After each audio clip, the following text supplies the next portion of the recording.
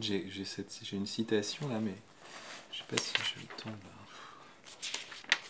Ça s'appellera Oedipe Roi, le couronnement de la tragédie. Ouais.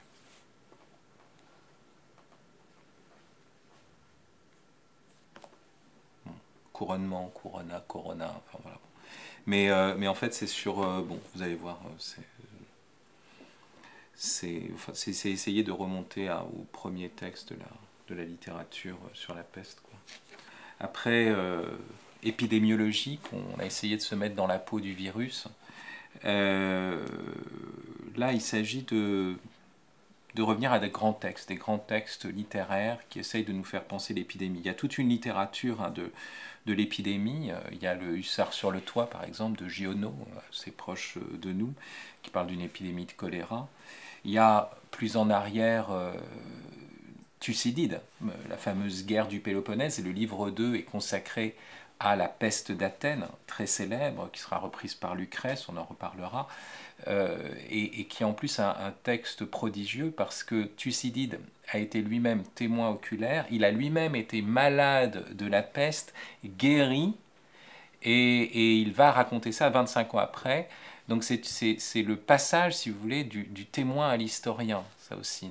C'est un texte majeur aussi de référence pour ce passage de l'écrit de témoignage à l'écrit proprement historique, avec tout le recul, la profondeur de temps que ça exige.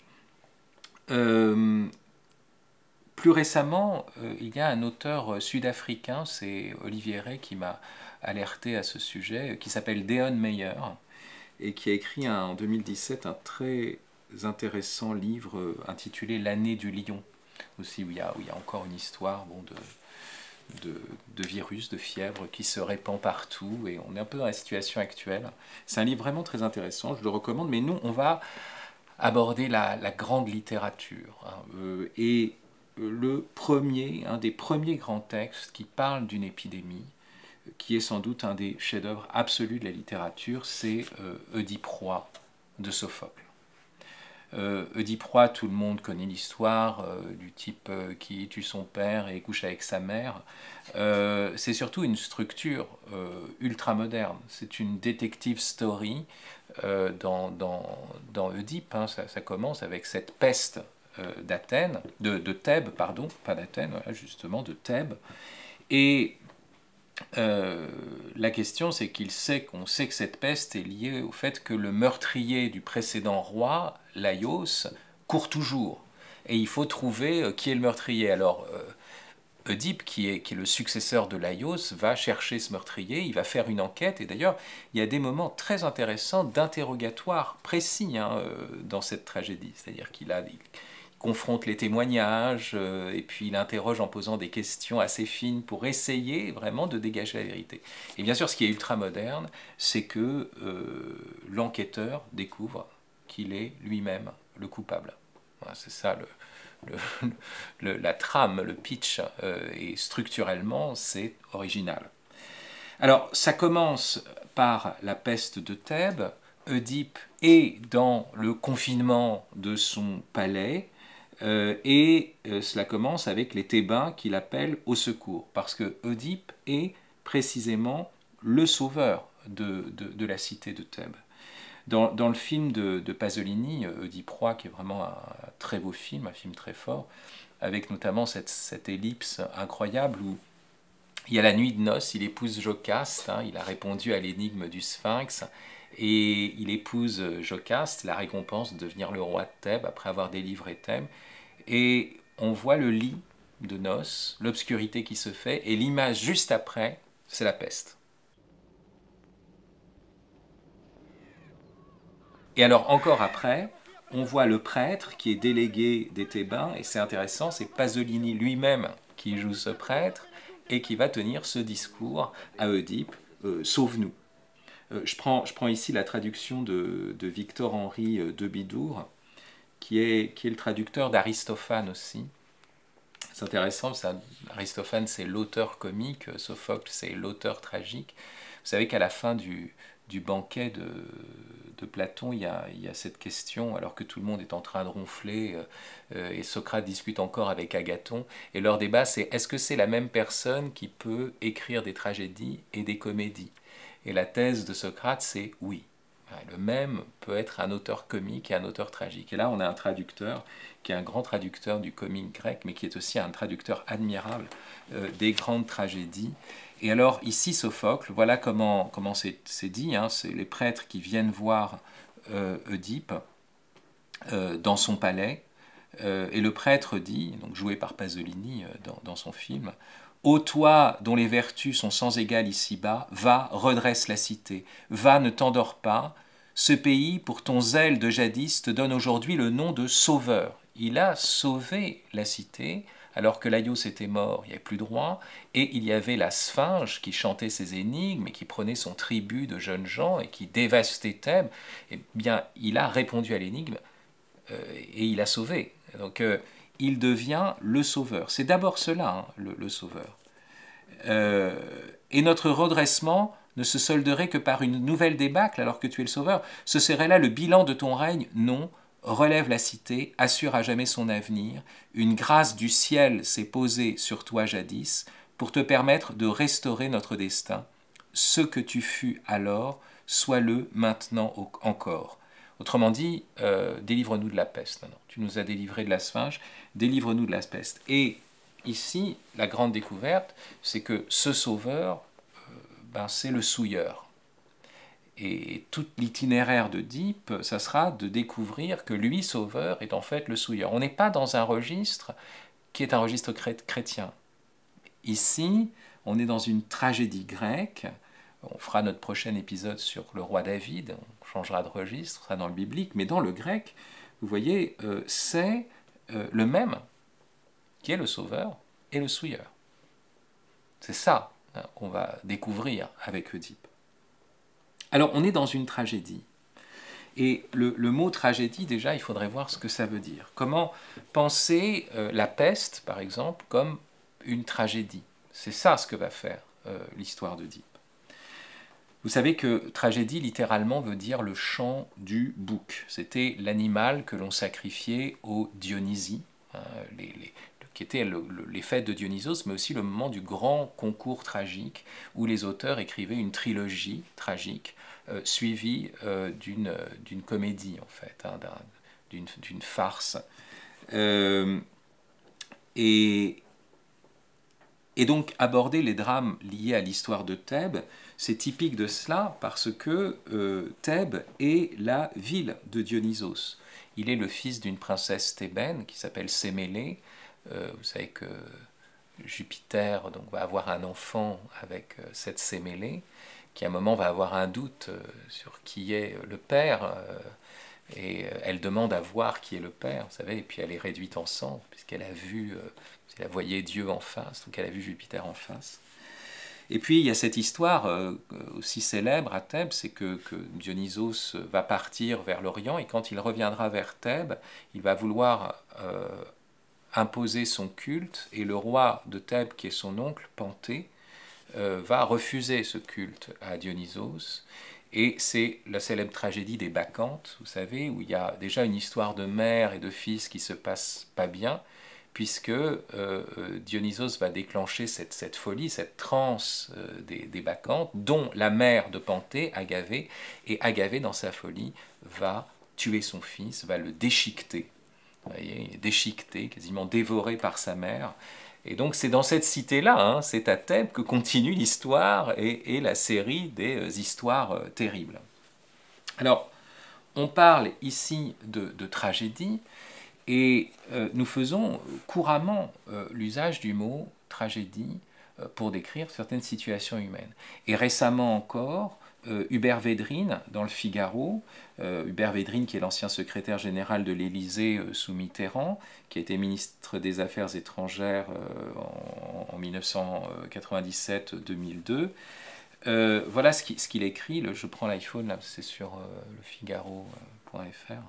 Alors il dit, voilà, on savait déjà que la mondialisation a été essentiellement jusqu'ici, ces dernières décennies, une déréglementation financière et une localisation des productions industrielles là où les coûts salariaux étaient les plus faibles, en Chine et dans les autres pays émergents, à l'exclusion de toute autre considération.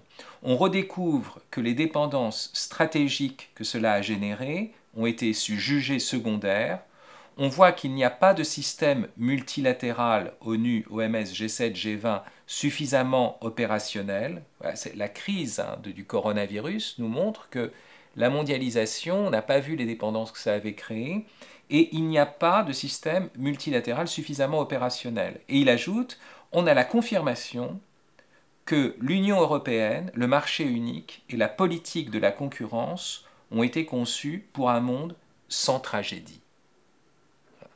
Donc, les institutions que nous avons créées sont des institutions qui excluent l'idée même de tragédie. Ce n'est pas tout à fait vrai, puisque finalement, c'est l'horreur des 2 premières guerres mondiales qui a constitué l'Union européenne.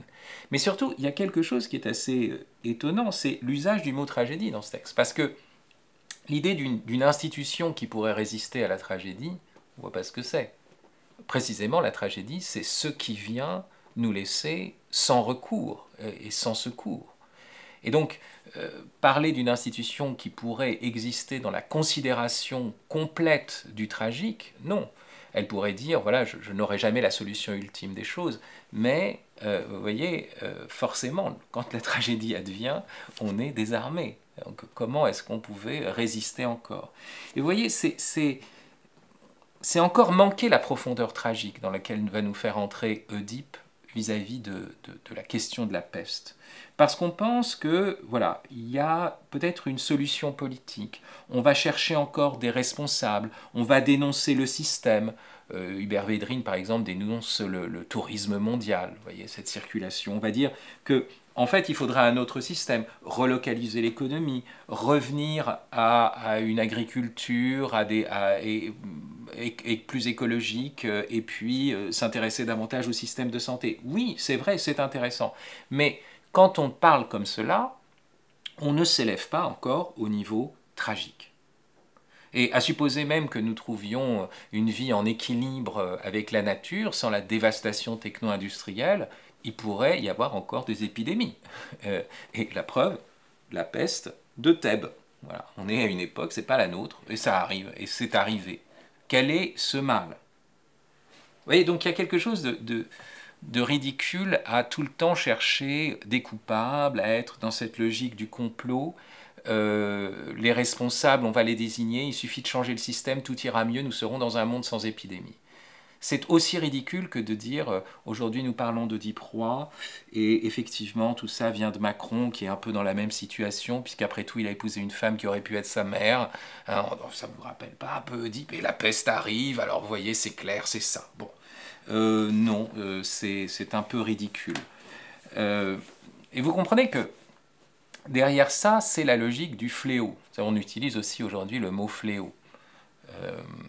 Le fléau, ça veut dire ce qui vient nous flageller. Le fléau sert à battre le blé, et là, fléau sous-entend finalement la notion de châtiment et de la recherche d'un coupable, d'un fautif.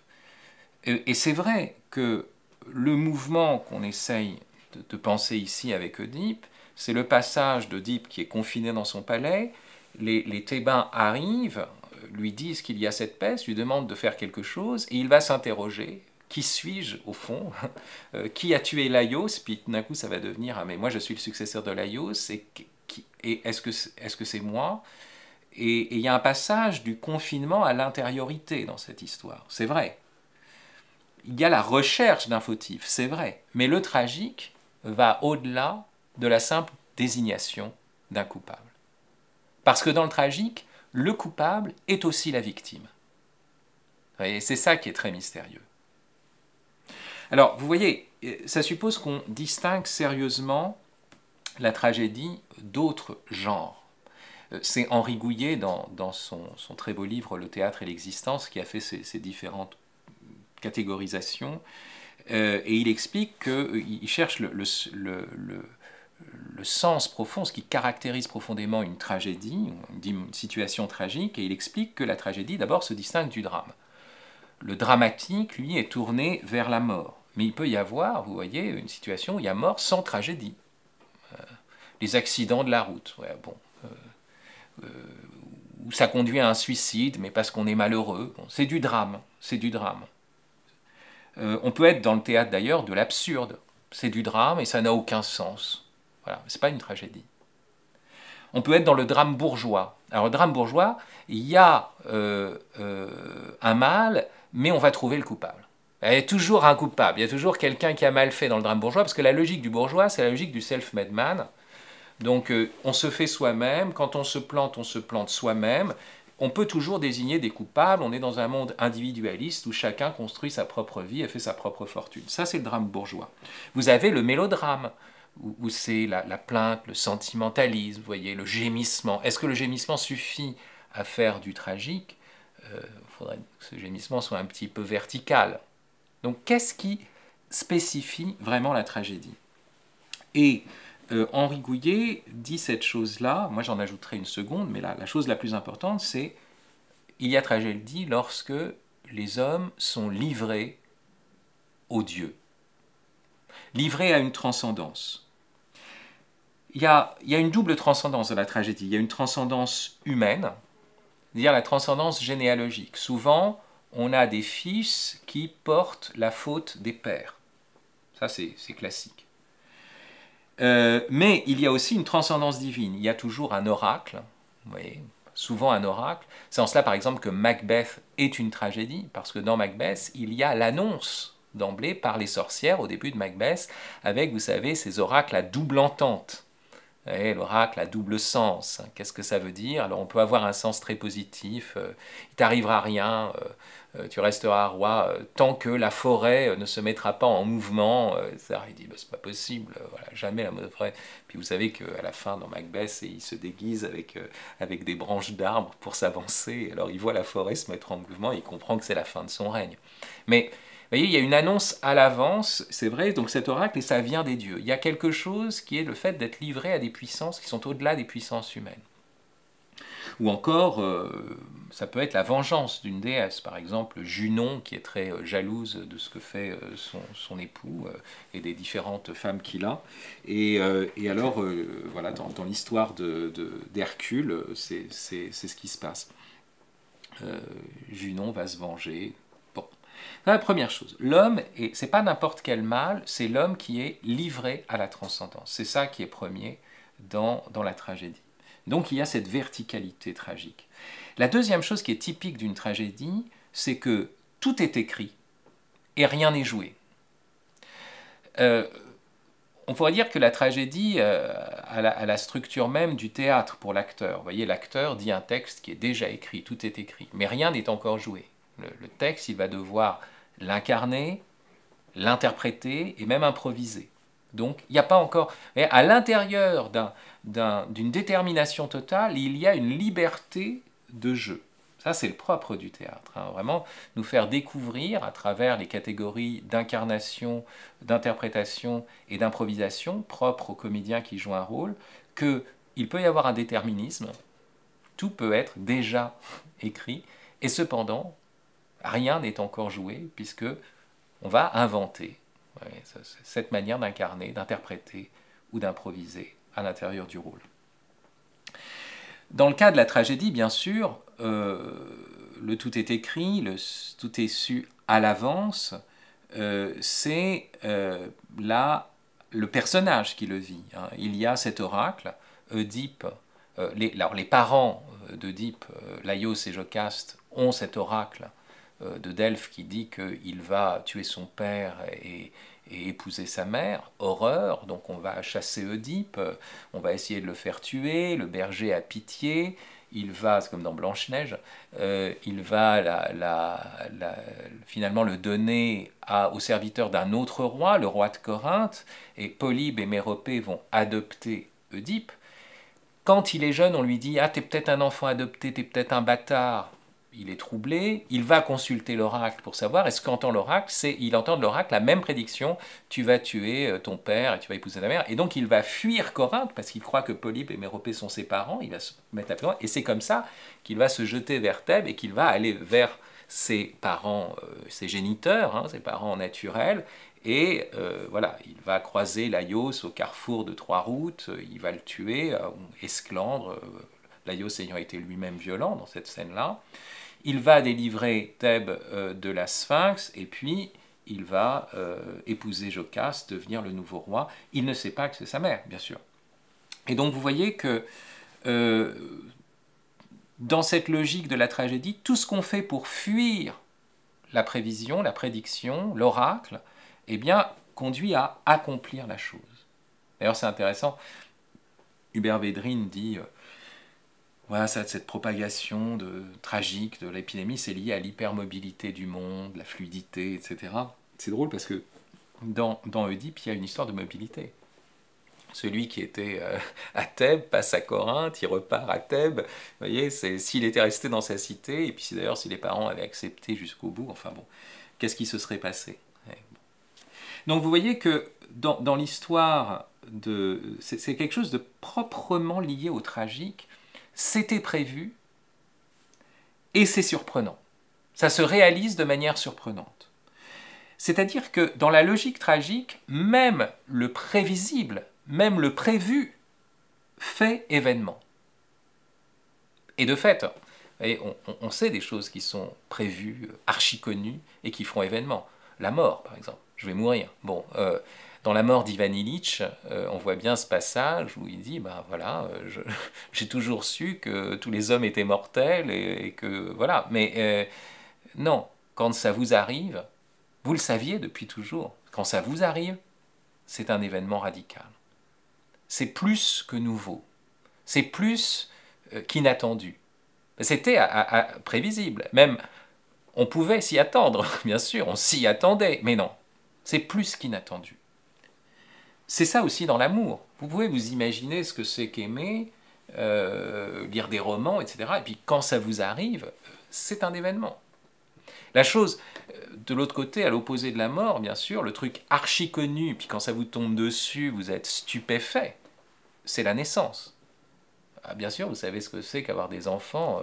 N'importe quel imbécile couche avec une femme, il a un fils, hein, ça suppose rien de bien particulier. Vous-même, vous êtes un fils, vous savez ce que c'est qu'un père, d'ailleurs vous avez eu un père, rien de... Mais quand vous-même, vous devenez père, alors c'est un événement radical. Votre vision du monde est changée. Mais ce n'est pas quelque chose qui est imprévisible à l'intérieur du monde connu. Parce que vous voyez, le passage du prévisible à l'imprévisible, c'est toujours le même monde. Il y a des choses qu'on savait, des choses qu'on ne savait pas dans le même monde. Mais là, c'est comme si vous changiez de monde. Vous voyez? Donc c'est la même chose, mais vous avez changé de monde. C'est ça l'événement. Et donc, c'était archi connu, archi prévu, et pourtant, vous êtes entièrement surpris. T.S. Eliot a cette parole enfin c'est Thomas Becket, hein, qui est sur le point de mourir, qui s'attend au martyr, qui s'est toujours préparé au martyr, mais le moment où ça va arriver, il est complètement stupéfait, et il a cette phrase « L'espèce humaine ne peut pas supporter beaucoup de réalité ». C'est une phrase très belle, hein. C'est-à-dire qu'au fond, voilà, quand le réel advient, il est toujours beaucoup plus riche que toutes nos prévisions. Et ça, c'est aussi la dimension profonde du tragique. Donc, il y a une transcendance et il y a aussi ce que l'on savait à l'avance et qui vient nous surprendre. Et c'est ce que dit de Bidour lui-même. J'ai dit que ça marchait pour l'acteur, c'est écrit, rien n'est joué, pour le personnage, mais pour le lecteur aussi de la tragédie. Voilà ce que dit Victor-Henri de Bidour dans son introduction à Oedipe Roi. Il dit « Dieu merci, l'affabulation de la légende d'Oedipe n'est pas plus utile à exposer devant un lecteur cultivé d'aujourd'hui qu'elle ne l'était devant les foules athéniennes du 5e siècle avant notre ère. Il la sait d'avance et cela est hautement nécessaire au rayonnement tragique. » C'est-à-dire que le lecteur aussi sait d'avance tout ce qui va se jouer dans Oedipe. On le sait dès le départ. Et en même temps, on va découvrir quelque chose, on va être surpris, cela va faire événement. Donc, vous voyez, l'idée, c'est pas d'être dans les logiques de prédiction, de prévisibilité, d'imprévisibilité. C'est cette dimension de la vie que révèle le tragique, où l'homme est livré à la transcendance et où même ce qui était prévu peut faire événement. Alors, qu'est-ce que nous apprend l'histoire d'Œdipe? Au terme de cette peste et de la découverte de ce qu'il a fait pour Oedipe, vous avez une sorte de morale chez Sophocle qu'on trouve déjà chez Hérodote. Il faut donc ici-bas attendre pour juger la suprême journée et se garder de croire au bonheur de nul homme avant qu'il n'ait franchi le terme de sa vie, sans que l'affliction les saisisse sous sa griffe. Mais cette chose classique qu'on trouve chez les anciens, on ne peut déclarer un homme heureux qu'une fois qu'il est mort. Parce que le dernier moment peut être une bascule totale. Vous avez été élevé, le couronnement d'Œdipe, qui est le roi, qui a tout réussi. Et puis tout d'un coup, la peste arrive et c'est la chute. Le corona arrive, vous n'aviez pas prévu, et c'est la chute. Et en fait, voilà, vous êtes dans le malheur. La phrase de Pascal, très célèbre, le dernier acte est sanglant, quelle que soit belle la comédie dans tout le reste. On pourrait dire, puisqu'on doit tous mourir, comment va-t-on mourir? Ce dernier instant, c'est ça qui va décider de ce qu'aura été tout le reste. C'est ça la question. Est-ce que c'est simplement cette sagesse-là? Je pense qu'il y a quelque chose de plus profond qu'on trouve aussi dans la conclusion, mais qui est avant. Ô habitants de Thèbes, ma patrie, regardez tous, c'est Œdipe, il était dans le secret de l'énigme fameuse. Tous les pouvoirs lui étaient départis. Et vous voyez, il avait tous les pouvoirs, il était roi. Il était dans le secret de l'énigme, il a réussi à trouver la clé de l'énigme,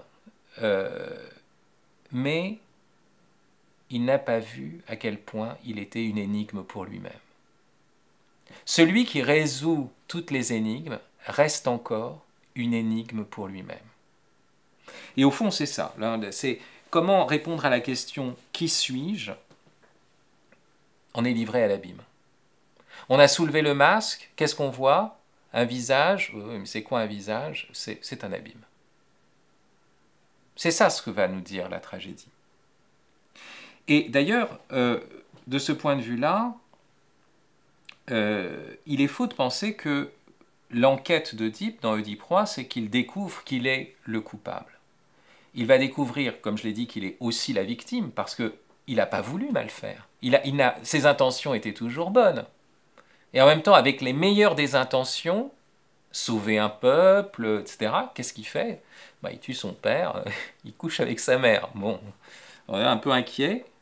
Mais surtout, au terme de son enquête, vous voyez, il y a la peste. Il cherche la cause de la peste. Et en cherchant la cause de la peste, il va découvrir sa propre culpabilité, mais surtout ce qu'on voit assez peu, c'est encore le fait que tout le monde savait d'avance, parce que tout le monde avait entendu l'oracle, c'est que tous sont en fait coupables. Tous ont vu et n'ont pas voulu voir. Ça commence avec Tirésias. Alors Tirésias, vous savez, c'est le devin aveugle qui est le premier à faire son entrée en scène parce que Tirésias, comme devin, est capable de savoir qui est en fait le meurtrier de Laïos. Et il le dit tout de suite à Œdipe. Et Œdipe ne veut pas le croire. Il a l'impression que Créon et Tirésias se sont arrangés entre eux pour lui prendre le pouvoir, pour une usurpation. Mais vous voyez, la remarque que fait Œdipe est très forte. Et pourquoi notre sagace personnage taisait-il alors ce qu'il dit aujourd'hui? C'est-à-dire que Tirésias le sait aujourd'hui, mais pourquoi est-ce qu'il ne le savait pas hier? Et pourquoi il n'a rien empêché? Après tout, c'est un devin ou c'est pas un devin? Vous voyez, la remarque d'Œdipe est très forte. Il n'y a pas que Tirésias, il y a bien sûr Créon, le beau-frère d'Œdipe, qui est là pour l'aider, le seconder. Et quand Œdipe lui dit au fond, tu veux faire croire que c'est moi le meurtrier parce que tu veux prendre le pouvoir, Créon a cette phrase incroyable, il dit comment veux-tu que je prenne le pouvoir? Ça ne m'intéresse pas le pouvoir. Le pouvoir, c'est de l'angoisse, c'est de la responsabilité. Il dit, pour moi, je suis ainsi fait que j'aspire moins à être roi qu'à vivre en roi. Et tout homme raisonnable est comme moi. Aujourd'hui, j'obtiens tout de toi sans avoir rien à craindre.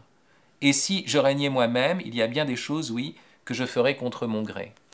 Donc, Créon veut profiter de la richesse et de l'ambiance royale d'Oedipe, mais il se déresponsabilise. Il fait l'aveu qu'il ne veut pas entrer dans le jeu de la responsabilité. Il veut profiter des bénéfices du pouvoir, mais il ne veut pas la charge du pouvoir. Donc lui aussi déresponsabilisé. Les parents d'Oedipe, les parents adoptifs, Polybe et Méropée, n'ont rien dit. Ils auraient pu lui expliquer qu'il l'avait trouvé, qu'il devait se méfier peut-être. Rien. Bien sûr, Laios et Jocaste n'ont rien dit. Enfin, ils ont même voulu faire tuer cet enfant. Bon, culpabilité aussi. Le berger de Laios, c'est lui qui était aussi présent au moment où Laios s'est fait tuer par Oedipe. Et on pense qu'il l'a reconnu, c'est pas clair. Et il a fait croire que l'escorte de Laios et Laios lui-même ont été tués par une troupe de brigands, peut-être pour cacher qu'il était face à un adversaire tout seul, voyez, par honte. Bon. Mais donc il savait aussi. Et il n'a rien fait. Et même, pire, quand il a vu Oedipe arriver et devenir roi, il a demandé à ne plus être dans la ville de Thèbes et à partir pour la campagne. Donc il n'a rien dit, il n'a pas empêché. Et alors, bien sûr, la reine de toutes, Jocaste, parlons-en. Jocaste, elle dit, il y a un passage incroyable où elle dit qu'as-tu, Oedipe? Qu'est-ce qui te préoccupe? Et Oedipe répond, attends pour m'interroger. Et Laios, il veut savoir, quelle allure avait-il? Dit, quel âge? Pleine jeunesse, parce qu'il se souvient, Oedipe, qu'il a tué quelqu'un. Mais il veut dire à quoi il ressemblait. Et voilà ce que répond Jocaste. Grand, sa tête commençait à se givrer de reflets blancs, il avait à peu près ton aspect. Attends, parce que quand même, je veux dire, le fils ressemble à sa mère et son père un peu. Donc elle sait qu'en allant vers Oedipe, elle va vers quelqu'un qui ressemble à son défunt époux. Hein, ça ne lui a pas échappé. Et deuxième chose, quand Oedipe veut poursuivre jusqu'au bout l'enquête, même si ça va faire tomber le masque et lui faire voir vertigineusement l'horreur de sa souillure, eh bien, voilà ce que dit Jocaste. Pourquoi s'effrayer? Arrête de faire ton enquête. Quand on est homme, on est sous la main du destin. On ne peut rien prévoir exactement. Ouais, elle voudrait l'entrer dans un pur fatalisme. Mais Oedipe dit il y a peut-être une fatalité, mais il y a aussi une culpabilité. Vous voyez, victime et coupable, pas que victime. C'est pas ça la tragédie. Hein. Quand on est homme, on est sous la main du destin, on ne peut rien prévoir exactement. Le mieux, c'est de prendre la vie comme elle vient, autant qu'on le peut. Écoutez, la philosophie de Jocaste, prenons la vie comme elle vient. Forcément, c'est une femme qui s'est mise avec un beaucoup plus jeune qu'elle, qui pourrait être son fils, alors on peut penser que c'est sa philosophie, effectivement. Bon. Ne t'effraie pas à l'idée d'épouser ta mère. On a souvent vu ici-bas des gens partager en rêve le lit maternel. Il suffit de ne pas faire cas de ces choses-là et la vie est facile à porter. Ouais, voilà ce que dit Jocaste. On a l'impression d'une femme contemporaine, vous voyez, qui veut dépénaliser l'inceste, qui dit qu'on est dans un monde de mobilité, de fluidité, il suffit de prendre la vie comme elle vient, dans son mouvement, il n'y a rien. Non, Oedipe est effaré. Pour lui, il y a un ordre du monde. Il est le grand défenseur hein, des relations, parce qu'il reconnaît que c'est gravissime ce qui est arrivé. Et d'ailleurs, vous savez que Jocaste va se pendre quand elle va être mise face à la réalité. Donc elle sent quelque chose, elle est aussi coupable, mais elle se dérobe. Cette réplique le laisse entendre. Ce n'est qu'un rêve. C'est comme quand on rêve et on rêve qu'on couche avec sa maman. Vous voyez, bon, non, mais ça n'est qu'un rêve. Il n'y a pas de culpabilité en rêve. Non, c'est la réalité. Alors elle va se pendre, et ce qui est incroyable chez Sophocle, ce qu'on ne trouve pas chez Sénèque par exemple, chez Sénèque elle va se tuer avec une épée, avec l'épée d'Oedipe d'ailleurs. Chez Sophocle c'est génial parce que Oedipe va se crever les yeux avec les agrafes du vêtement de Jocaste. Ça, c'est très fort. Et ces agrafes qui permettent aux vêtements de tenir. Donc on enlève les agrafes, Jocaste est nu. C'est précisément ça le crime, d'avoir vu sa mère nue et d'avoir couché avec elle. Eh bien c'est avec ces agrafes qu'il va se crever les yeux. Et alors sans cesse, bien sûr, il y a l'accusation, vous savez, tu as labouré le même sillon que ton père. C'est l'image, labourer le même sillon. C'est ce qu'on voit aussi chez Sénèque. Sénèque a des formules admirables, même si, à mon avis, du point de vue du jeu, des intrigues, il est moins fort que Sophocle. Tu es revenu peser sur le ventre de ta mère. Une seule fois ne te suffisait pas. Tu es revenu dans le ventre d'où tu étais sorti, et tu as refait des enfants à ta mère. Enfant du désordre, enfant du scandale, même les bêtes sauvages hésitent à en faire autant. Tu t'es fait des frères tout seul.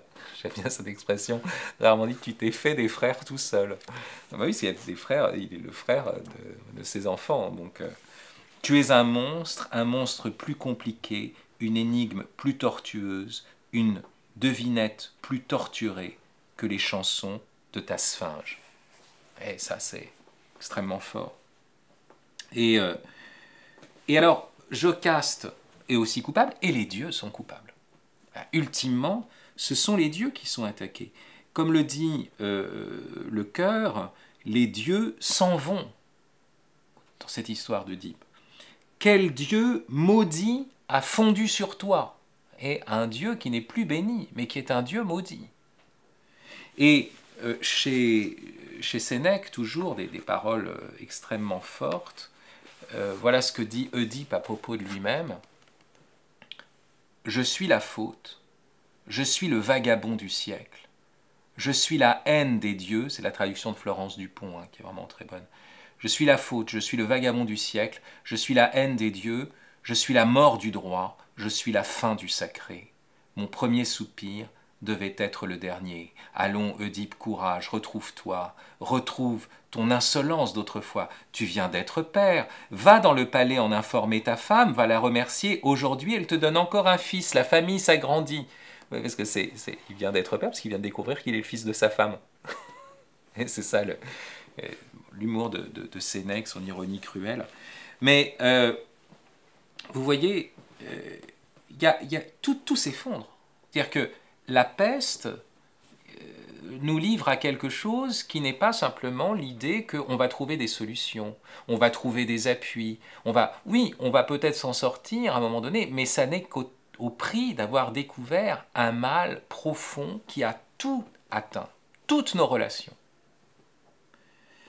Il n'y a qu'une seule chose qui demeure chez Œdipe, qui est vraiment magnifique, c'est l'amour de ses filles.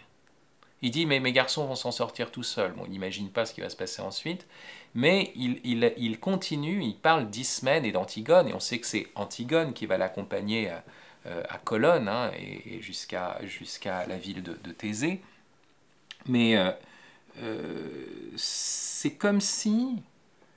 vous voyez, c'était la grande question de Laios. Laios, il avait entendu l'oracle, et donc il avait peur de coucher avec sa femme. Parce qu'il disait, mais si j'ai un enfant, il va me tuer, il va... Bon. On raconte que c'est parce que Laios, on se demande si Laios n'est pas l'inventeur de la pédérastie. Vous savez, il avait été accueilli par Pélops, le roi Pélops, et puis il faisait du char avec le fils de Pélops, et puis finalement le très jeune fils de Pélops, et puis il a finalement couché avec ce fils, enfin il l'a violé même, le fils va se suicider, et donc la malédiction de Laios est liée à ça. Et Laios a peur d'avoir un enfant à cause de l'oracle, et bien dans un soir d'ivresse, il va quand même coucher avec sa femme. Et là, le moment où le désir de la femme devient plus fort que toutes nos prévisions. Et il aurait pu dire, bon bah, très bien, on y va comme ça. Et puis non, il refuse. Œdipe, lui, il a ses enfants de l'inceste, et il continue à les aimer. Il y a vraiment quelque chose de très beau. Œdipe est vraiment une figure de sauveur aussi, hein, et un homme qui veut aller malgré tout dans le sens de la vie. Ça, c'est une chose qu'il ne faut jamais oublier. Même si j'ai tué mon père et que je suis le frère de ma fille, c'est encore la vie. et il aime encore ses filles. C'est vraiment très beau, et il veut en prendre soin. Dans la fin de Sophocle, chez les autres on voit peu ça, mais Sophocle insiste sur ce point. Alors, vous voyez, la peste brise les liens, et chacun va se confiner, va se protéger, on cherche un sauveur. Oedipe va trouver la source du fléau, mais en trouvant cette source, la peste s'arrête, mais en révélant un mal irréductible. Et c'est ça ce qui advient unique à la fin d'Oedipe. C'est pas simplement la logique du bouc émissaire. René Girard, vous savez, va parler de prendre Oedipe. Vous voyez, comme voilà, il y a cette violence dans la société. La peste est une figure de la violence. Non, c'est une vraie peste. Hein. C'est pas simplement des hommes qui l'ont fait. D'accord. Donc c'est un mal dont l'origine n'est pas simplement humaine. Et puis on va se débarrasser, se décharger sur une victime qui va être voilà, le bouc émissaire de toute la violence collective, et on va apaiser la société comme ça. Non, parce qu'en plus il y aura la guerre civile encore après. Donc il n'y a pas la peste, il y a la guerre civile. C'est exactement l'inverse.